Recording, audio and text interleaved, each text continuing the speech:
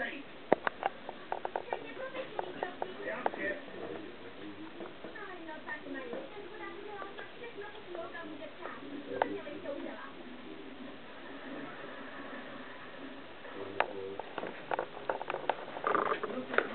Co mám ještě dělat?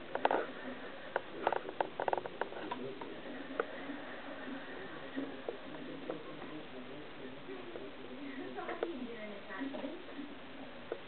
Mají. Hodila si na mě děti, dala si na mě, ale ani jednou si neřekla, že mi na mě nezáleží. Řekni mi to a půjdu teď. Ne, to nemůžeš. On je tady a ty jsi, no tak. Vím, že jsem tě políbila a odešla a je mi to líto. Ale nikdy jsem na tebe nepřestal myslet. Nikdy nepřestal a teď, ale, no tak. Já budu pomoci teď, doufej. Prostě tě... Dobrý. Taky jsem na tebe nepřestala myslet. Tak mi dáš ještě šanci? Začneme dnešním rokem. Malý problém.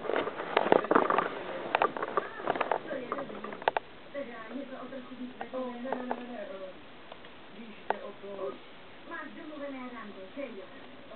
Není to skutečný rande. Jo, je to moje spoluučníky. Jestli je, musím se stírat, že spolu chodíme.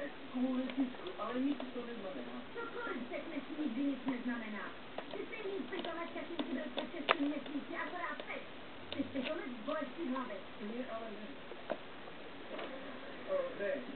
Ano. Tak dobře.